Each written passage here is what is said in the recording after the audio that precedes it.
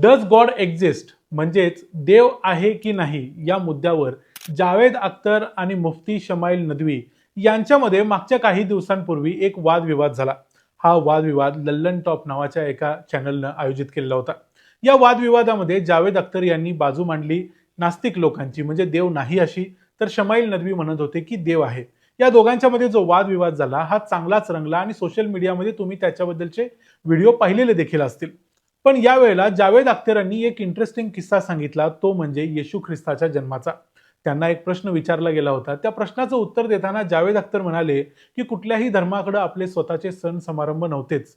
हा जो येशू ख्रिस्तांचा जन्म आहे तो 25 डिसेंबरला झालेला नसून तो एक दुसराच सण होता. त्या सणाबरोबर त्याला मिक्स केलं गेलं आणि येशू ख्रिस्तांचा जन्म जो एप्रिलमध्येच झालेला होता त्याला खोटं खोटं 25 डिसेंबरला ठरवून एका रोमन सम्राटानं 25 डिसेंबर ही तारीख फायनल केली आणि त्याप्रमाणे हा सण साजरा केला. त्यामुळे आता याच्यावरती वादविवाद चर्चा चालू झाली. आजच ख्रिसमस आहे, त्यामुळे आम्ही या गोष्टीचा शोध घ्यायचा प्रयत्न केला की नक्कीच खरंच असं काही केलं गेलं होतं का, की ही गोष्ट एक थिअरी आहे आणि असं काही झालं नव्हतं. नक्की काय झालं आणि आम्हाला काय सापडलं ते आम्ही तुम्हाला आजच्या या व्हिडिओमध्ये सांगणार आहोत. मी आहे रणजित यादव आणि तुम्ही पाहताय द मराठी बाणा. जावेद अख्तर हे आत्ताच्या काळातले एक ब्राईटेस्ट माइंड आहेत. म्हणजे त्यांना तर्काच्या लेवलवरती जाऊन हरवणं हे जवळजवळ अशक्य आहे कुठल्याही व्यक्तीसाठी. जावेद अख्तर यांनी या लल्लन टॉपच्या प्रोग्राममध्ये त्यांना एक प्रश्न विचारला गेला होता. एका लल्लन टॉपच्या अँकरनं त्यांना विचारलं की नास्तिकांच्याकडे महत्वाचे असे कुठले सण समारंभ नाही आहेत.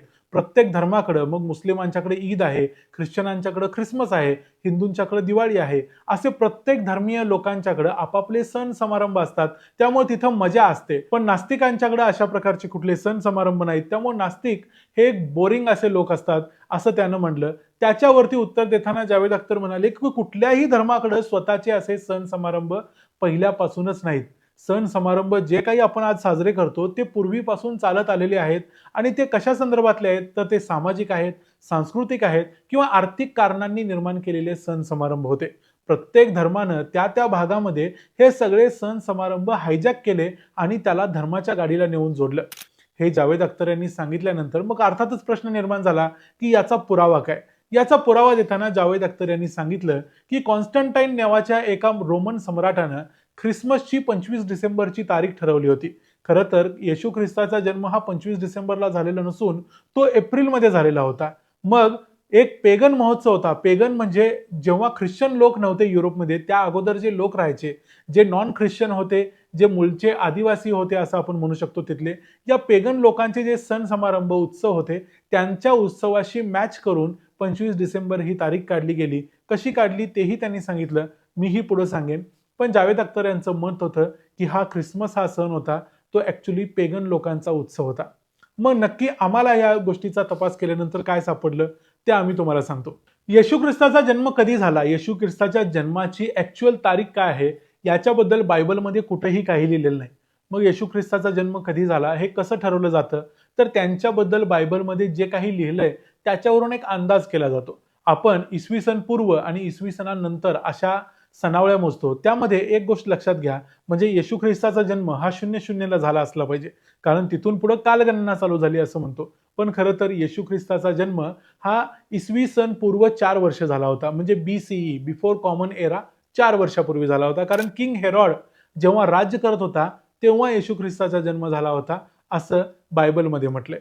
आता दुसरी गोष्ट, मग येशू ख्रिस्ताच्या जन्माची तारीख काय होती, तर याबद्दल देखील बायबलमध्ये किंवा कुठेही काहीही लिहिलेलं नाही.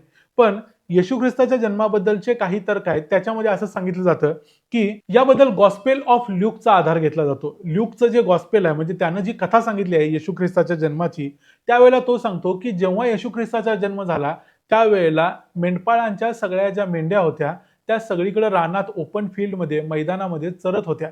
अर्थात याच्यावरून असा अर्थ लावला जातो की जेव्हा येशू ख्रिस्ताचा जन्म झाला तेव्हा मेंढ्या मोकळ्या सोडण्यात येत होत्या आणि त्या भागामध्ये, म्हणजे जिथं आता इस्रायल आहे, इस्रायलच्या भूमीमध्ये येशू ख्रिस्ताचा जन्म झाला होता, जोडियामध्ये. तर तिथं आत्ताची परिस्थिती अशी असते की जनरली या मेंढ्या जेव्हा मेंढपाळ सोडतात ते कधी सोडतात, तर ते उन्हाळ्यामध्ये आणि पावसाळ्यामध्ये सोडतात.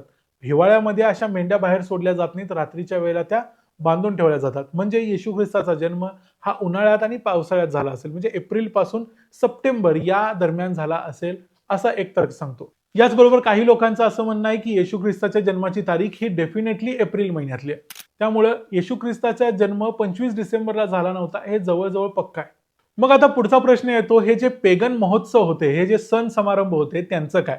तर या ख्रिश्चन धर्मीयांच्या युरोपमध्ये उदय होण्याच्या पूर्वी तिथं जे पेगन लोक राहायचे, जे मूळ निवासी आदिवासी लोक राहायचे, त्यांचे दोन सण होते. एक होता सॅटर्नालिया, या काळात ते लोक जेवण करायचे, गोडधोड करायचे, एकमेकांना गिफ्ट द्यायचे. हा डिसेंबरच्या 17 तारखेपासून 23 तारखेपर्यंत साजरा केला जायचा. याशिवाय आणखी एक सण असायचा, सोल इन्व्हिक्टस, म्हणजे सूर्याला कुणीही हरवू शकत नाही असं हे लोक मानायचे, सूर्याची पूजा करायचे. त्यामुळे हा आणखी एक समारंभ होता, तो असायचा 25 डिसेंबरला. अर्थात सगळे पेगन लोक किंवा तेव्हाचे लोक जे ख्रिश्चन नव्हते ते सगळे हा सण समारंभ साजरा करत होते. आणि बरोबर याच काळात काही आर्थिक कारणास्तव कॉन्स्टंटाईन नावाचा जो रोमन सम्राट होता त्यानं आपला धर्म बदलला आणि तो ख्रिश्चन झाला. अर्थात राजा ख्रिश्चन झाला म्हटल्यानंतर प्रजेने देखील ख्रिश्चन व्हायला पाहिजे. मग प्रजेने जरी ख्रिश्चन झालं तरी तिथले जे सण समारंभ होतात त्यांचं काय? मग आपली जनता आपल्या विरुद्ध पेटून उठेल किंवा आपल्या विरुद्ध आवाज उठवेल, ही गोष्ट त्याला नको होती. म्हणून त्यानं काय केलं, तर हा पेगन महोत्सव आता आपण ख्रिश्चन झाल्यावर कसा साजरा करणार असा तेव्हा त्याला प्रश्न पडला. त्यावेळी त्यानं या पेगन महोत्सवामध्ये येशू ख्रिस्ताची जन्मतारीख घुसडली आणि 25 डिसेंबर ही येशू ख्रिस्ताची जन्मतारीख ठरवली, म्हणजे सोल इन्व्हिक्टसच्या दिवशी. म्हणजे 17 तारखेपासून 25 तारखेपर्यंत जो सण समारंभ साजरा केला जाईल, जो अर्थातच प्री ख्रिसमस म्हणजे ख्रिसमसच्या अगोदरची तयारी, आणि 25 तारखेला ख्रिसमस म्हणजे येशू ख्रिस्ताचा जन्मदिवस. अशा पद्धतीनं हे दोन धर्म आणि पूर्वीचे सण समारंभ त्यानं मिक्स केले आणि एक ख्रिसमस नावाचा सण साजरा झाला. अर्थात त्या अगोदर देखील येशू ख्रिस्ताचा जन्मदिवस साजरा केला जात असे, पण तो कधी केला जात होता याचा कोणताही पुरावा उपलब्ध नाही. पण इसवी सन 336 साली म्हणजेच याच कॉन्स्टंटाईन राजाच्या काळामध्ये 25 डिसेंबरला पहिल्यांदा ख्रिसमस साजरा केल्याचा पुरावा मिळतो. याचा अर्थ जावेद अख्तर यांनी जी काही थेअरी सांगितली ती फक्त थेअरी नव्हती, तर तो इतिहास होता. अर्थात यामुळे एक गोष्ट सिद्ध होते की जावेद अख्तर हे अतिशय तल्लख आहेत किंवा त्यांचं जे लॉजिक असतं किंवा जो अभ्यास असतो तो पक्का असतो.